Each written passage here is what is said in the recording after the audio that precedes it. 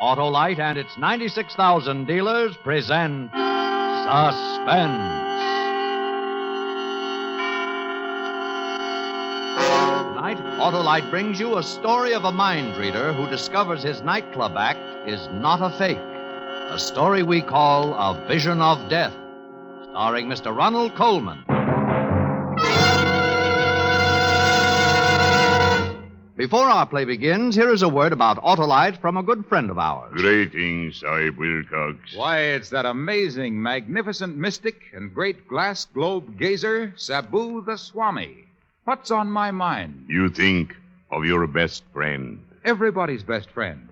The Autolite Stay Full, the battery that needs water only 3 times a year in normal car use. Now the glass shows a glass even more powerful than mine. Well, that's the fiberglass retaining mat protecting every positive plate in the Autolite Stay Full battery. They prevent shedding and flaking and give the Stay Full longer life, as proved by tests conducted according to accepted life cycle standards. Now I see many smiling faces. On the thousands of drivers who visit their masterful, merry, and marvelous neighborhood Autolite battery dealers for an Autolite Stay Full, the battery that needs water only 3 times a year in normal car use. Now the crystal ball shows words of wisdom. I know. You're always right with Autolite. And now, with A Vision of Death and the performance of Mr. Ronald Colman, Autolite hopes once again to keep you in suspense.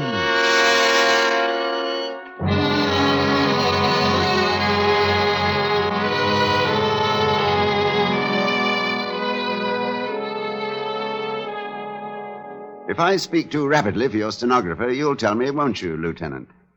No offense, but he impresses me as someone who has to sit on the floor to put his shoes on. And don't hesitate to stop me if I seem to wander away from the point. I mean to say this is my first, and I hope, final appearance in a police precinct, and I should hate to give a sloppy performance. We were always known, Aurora and I, for the smoothness and gem-like precision of our act. And as for this murder rap, I suppose it's called, is concerned, an acquaintance with our act is the essential rabbit. Awfully good act. Smart, informal, occasionally humorous, and always mystifying. Well, the act always began with music, never with the cliché fanfare of trumpets or roll of drums. I would saunter out to the center of the floor and say something like, "Good evening. You are about to witness an exhibition of mental telepathy. Ladies and gentlemen, may I introduce Aurora, my wife." They never failed to give her a hand. What would they applaud? Why, the vision she presented as she came toward me. There has never been anyone as lovely as Aurora, the most beautiful flash in the profession. Aurora, would you care to tell the audience, or shall I? You tell them, Judd, while I tie the blindfold across my eyes. Ladies and gentlemen, all mind readers employ a gimmick. A gimmick is a trick, a device. For example, when the mind reader, threading his way through the audience, says to the mind reader sitting blindfolded on the stage, "A lady has given me a small object which I now hold in my hand. What is it?" And the mind reader sitting blindfolded replies, "A silver coin." The answer has not come through mind reading. No, it has come through the gimmick. A cue or signal communicated through the very question itself. But we don't do that. We do not. You will notice, ladies and gentlemen, that I never speak to Aurora at all. Are you ready, Rory? Ready, Judd? Here we go, then. You, sir. You have something? Good. Concentrate upon it, like a good chap. The gentleman holds a And coin you, madam? in his hand. It is a Mexican peso bearing the date 1892. That's very clever of you, madam. I'll be surprised if she gets this one. The lady holds in how her about hand you, young man? her other hand.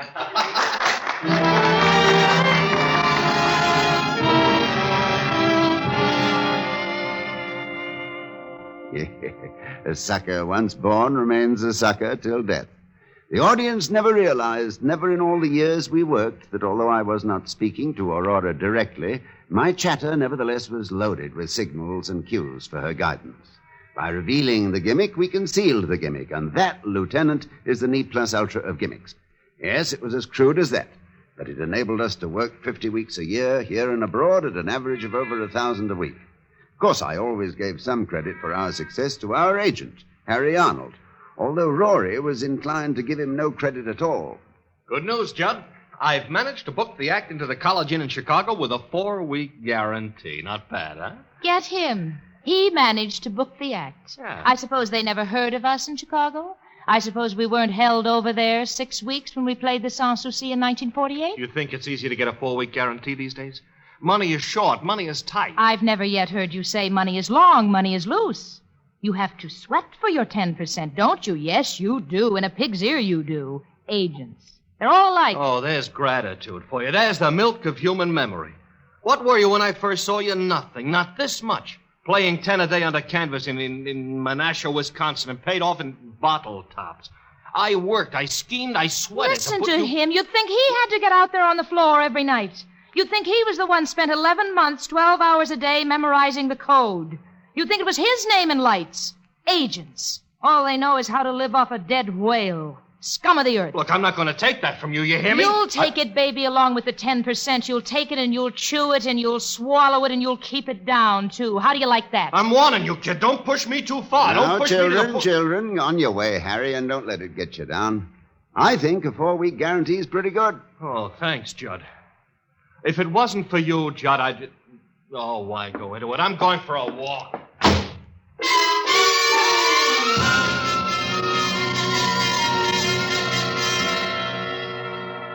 But aside from these altercations between Rory and Harry, it was smooth sailing. We wore the best, ate the best, drank the best, stayed at the finest hotels. And every Saturday night after the performance, Harry would bring us our salary. He'd bring it in cash. 1,000, 1,250, 1,500. I have the old performer's distrust of checks.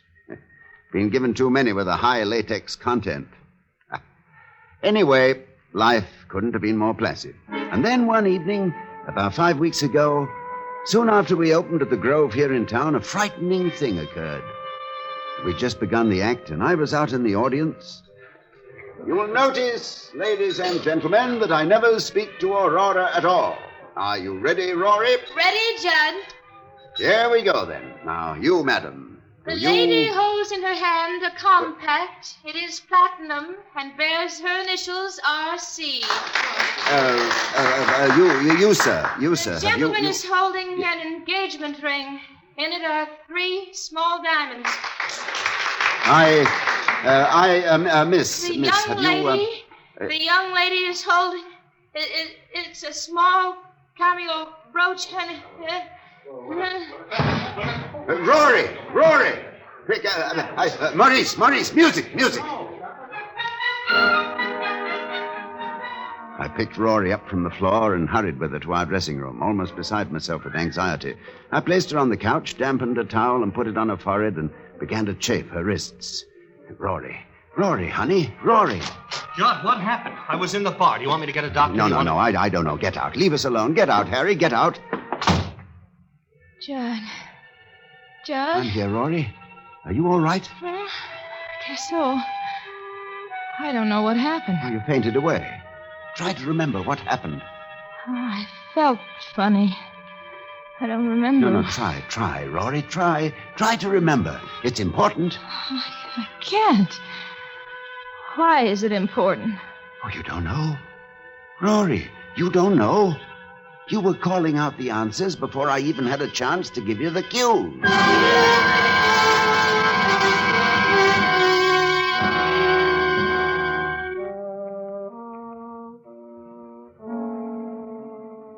Do you believe in telepathy, Lieutenant?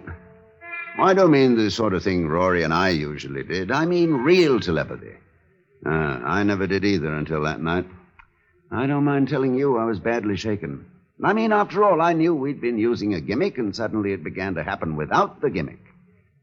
It scared us to death. We didn't know what we were getting into. But we went on with the act, and in my mind, I began to search about for the answer. I found it, of course. You'll find a gimmick in almost everything if you look hard enough. I've got it, Rory. We've worked together so long that you know what I'm going to say before I say it. From my inflection, my pauses, even my movements. You see? Judd, that has to be it. Oh, this is marvelous. When Harry gets back, I'll tell him about it. And if I last until tomorrow, he can ask the management for more dough. Yeah, as soon as he gets back. Next Thursday. Tonight. How much more should we ask for? Well, Tonight? What made you say tonight? I don't know, Judd. Oh, you were there when he told me he'd be in Palm Springs till Thursday. What made you say tonight? I don't know. What difference does it make? Stop picking on me. So I made a mistake. So what? Well, I don't see how you could make such a mistake, that's all. Judd, leave me alone. I've been worried half crazy about really being able to read your mind. I've been under a strain. So Harry's coming back Thursday and not tonight. All right. You satisfied? He'll be here Thursday and not tonight. You Judson Stone, mister? This dressing room, eh? What is it? A telegram. Sign here? Oh, sign for it, will you, Rory? There you are, kid. I'm sorry I blew up in your face, Judd. Judd. What's the matter? It's from Harry. He's coming in tonight.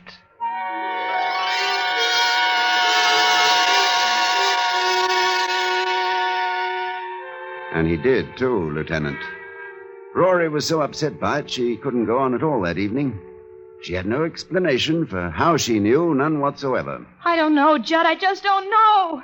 My mind seems to go blank, and I seem to hear a voice whisper in my ear, and Harry Arnold will be with you tonight, that's all.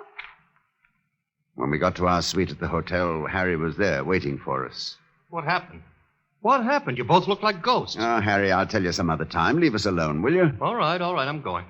Just came back to wish you a happy birthday and to give you this. Birthday? Oh, yeah. Thanks, Harry, thanks. What is it? Well, open it, why don't you? It's a bathrobe. A red silk bathrobe with your initials. That's right. It's a... How does she know? How do you know? Get out of here. Get out of here. Judd, make him get out of Look, here. I won't be talked to like that. I don't care who she is. I won't be talked to Harry, like shut that. up! For heaven's sake, shut up and go away. Leave us alone. What? Go, get out. You too, Judd? She's got you talking against me, too, huh? All right, I'm going. But from here on in, it's strictly business between us. I wash my hands.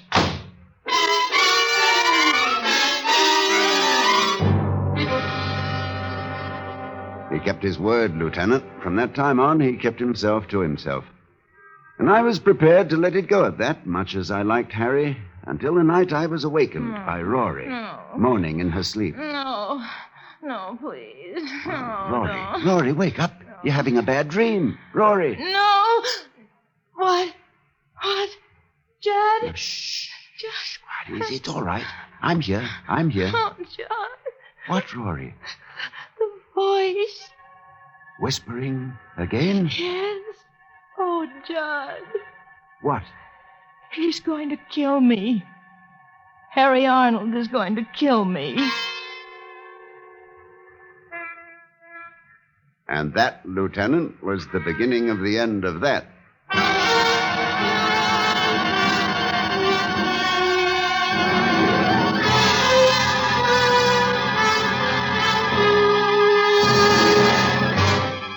Autolite is bringing you Mr. Ronald Coleman with Kathy Lewis in A Vision of Death.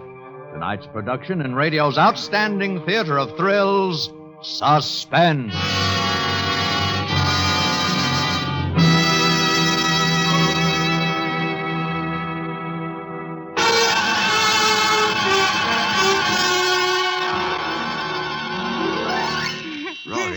Rory, get a grip on yourself. He's going to kill me.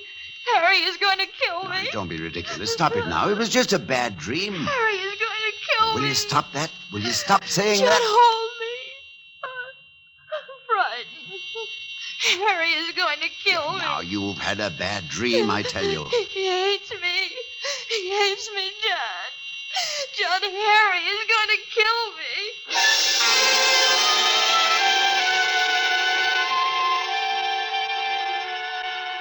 I'm a rational man, Lieutenant. I've always felt, for example, that when Hamlet says there are stranger things in heaven and earth than are dreamt of in your philosophy, Horatio ought to reply, tell that to Sweeney. I knew there was no such thing as mental telepathy. I knew it as well as I know I'm sitting here talking to you. Up here in my head, I knew it. And yet, the next afternoon, I found myself entering a gun shop and purchasing a revolver and a box of bullets, determined that before Harry Arnold could so much as injure one hair of Rory's head, I would kill him.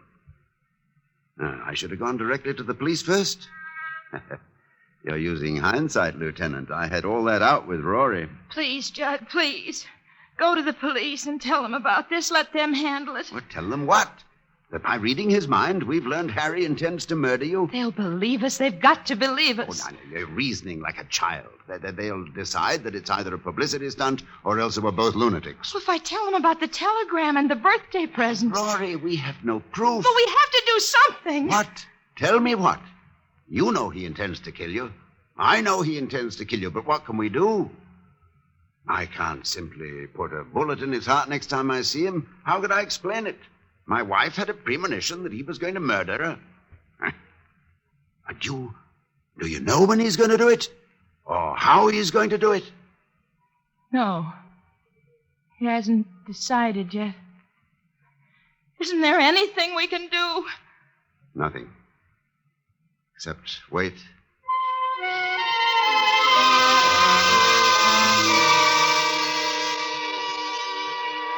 I reacted to the waiting as you might expect, Lieutenant. Sleeplessness, loss of appetite, growing irritability.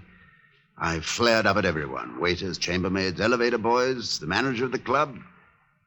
The manager of the club, yes. He finally said to me... Stone, what the devil's gotten into you? I'd really like to know. None of your business. Well, I'm only trying to be nice. Oh, shut up and let me alone. Yeah, sure, I'll let you alone. I'd let you alone right now if your contract didn't have another week to run. But after that, I'll let you strictly alone. You'll never work this club again. Maniac. I began to drink quite heavily, quite noticeably. I was going crazy just from the waiting. And then the waiting came to an end. It was around 3 a.m. I was sitting up in bed, in the dark, smoking, when Rory opened her eyes and said... Judd? Yes? The voice. Yes? He's going to kill me. Here. Right here, in this room. Rory. Saturday. This Saturday at midnight. Judd. Oh, Rory, sweetheart. He's going to shoot me. He has a gun. And he's going to shoot me. He's going to get you downstairs in the manager's office at the club. And while you're there, he's going to come up here. Rory, listen to me. I want you to listen to me. You're mistaken, do you understand? You've been having another bad dream, and that's all there is to it. Oh, no, Judd, I swear it. He just thought of it. Just this minute. He's standing at a bar, standing there all by himself, drinking. And he just this minute decided. You're making it up. Judd, no. It's the bar over at the Tuscany Hotel. I see it so clear. Oh, you're wrong. I'll prove you're wrong. Dad? Give me the bar at the Tuscany, will you?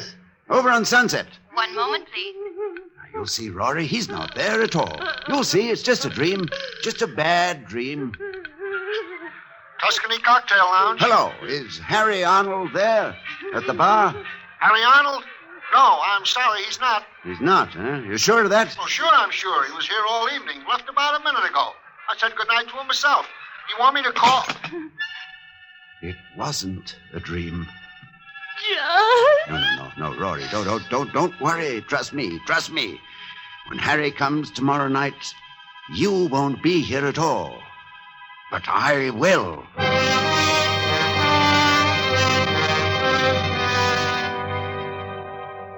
Look, Lieutenant, my hands, see? Just the memory of how I felt at that moment and my hands begin to tremble again. Amazing, isn't it? Well, that was last Thursday night, or rather Friday morning, and towards daybreak, Rory sobbed herself to sleep. But I was restless. I got dressed and went downstairs and got into my car. A long drive has always relaxed me, but when I got behind the wheel, I don't know what it was, possibly the fresh air, But all at once I felt as though I couldn't keep my eyes open for another moment. I simply had to have sleep. So I crawled into the back seat, curled myself up in one corner, pulled the rug over me, and went out like a light. Hello, Satin Skin. Hello, Harry. I was awakened Don't around smile at noon me, by the you sound idiot. of voices. He may see us. Look businesslike. Where is he? I don't know. Since he hasn't got the car, he must be out walking. Don't you have some papers or something I could be examining just to make it look good in A case? pocket full here. All right. He fall for it last night? Just like he fell for all the rest of it. Red bathrobe, the plants in the audience. He even phoned the bar just after you left. Timed it beautifully. Oh, Satin Skin. I can hardly keep away from you. After tomorrow night, we'll have all the time in the world for each other, Harry. You bought the whole story, huh? Midnight tomorrow, your place? Every word of it. Just do what you have to do. Remember to come to the dressing room before the 8 o'clock show and tell him you've set up a meeting with Stamper, the manager, in his office at 12. I want them to shake hands and be friends again, I'll tell And them. don't forget, when you come to the door at midnight, keep talking to the elevator boy. Don't let him go, whatever you do. You'll want him to testify it was self-defense. Don't worry, I won't forget a thing. You'll handle all the rest of it? Yeah, just leave it to me. No, I mean about his gun. That's pretty important, you know. Don't worry. It will misfire.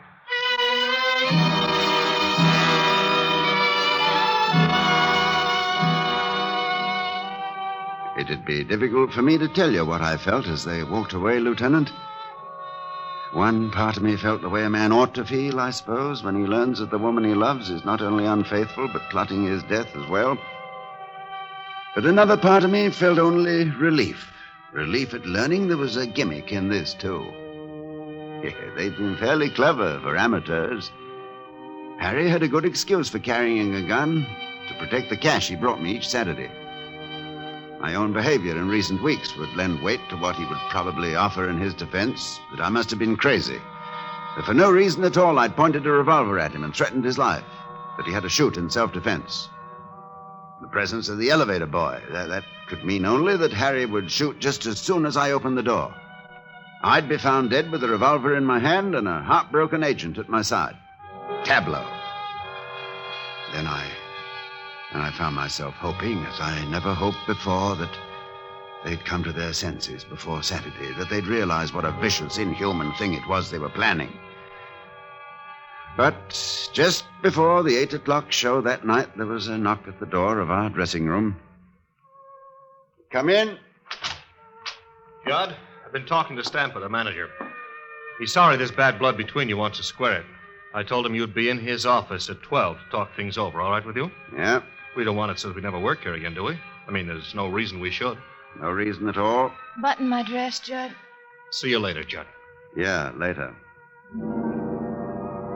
We did the show and then went up to our suites. I helped Rory pack a small overnight bag. I loaded the revolver, and then there was nothing to do but wait. The minutes passed. 9 o'clock, 10, 10:30, and I waited. Judd, Yes? I don't want you to go. It's best that you do. Doesn't seem right to leave you here alone. Things might not go as I planned. I might not be able to stop him. And if I fail to stop him... No, it's best that you go. Just wait at the motel until you hear from me. What time is it? Almost 11. 2 minutes of 11. I'm out of cigarettes. Desk. This is Mr. Stone in 1101. Please send up a carton of players, will you? Right away, Mr. Stone. I want you to go now, Rory. Judd, let me call the police, please. It will be useless. We've gone into it, and it'll be useless. Then come with me. He won't find anybody here. Well, then he'd choose another place, another time. Here's your valise You have your gun. in my pocket.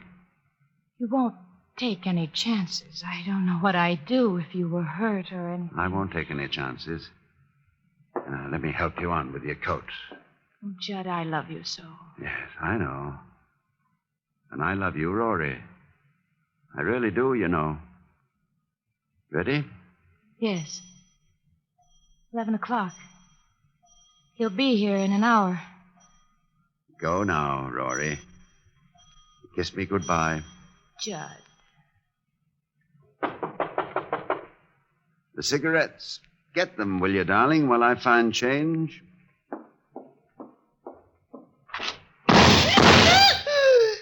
Harry. Rory. Rory. Rory!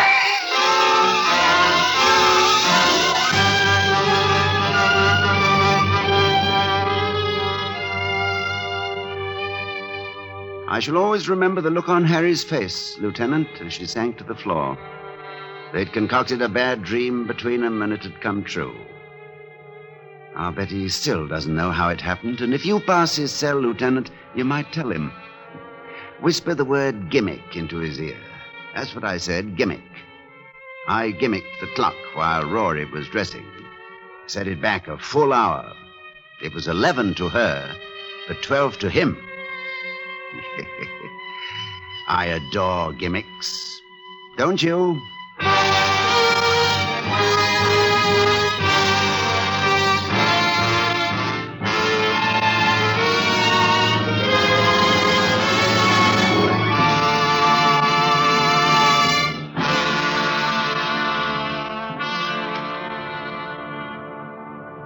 Suspense. Presented by Autolite. Tonight's star, Mr. Ronald Coleman.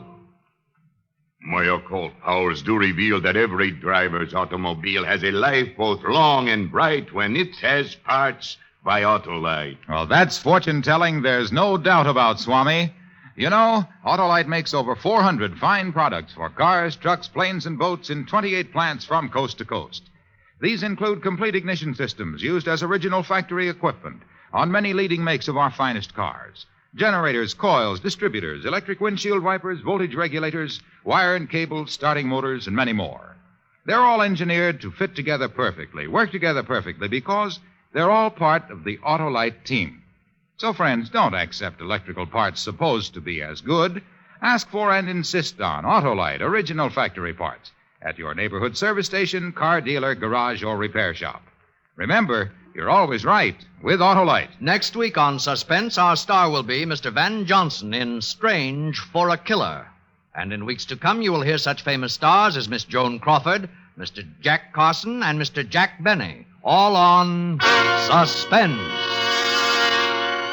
Suspense is produced and directed by Elliot Lewis, with music composed by Lucien Morawek and conducted by Lud Bluskin. In tonight's play, Kathy Lewis was heard as Aurora and Larry Dobkin as Harry.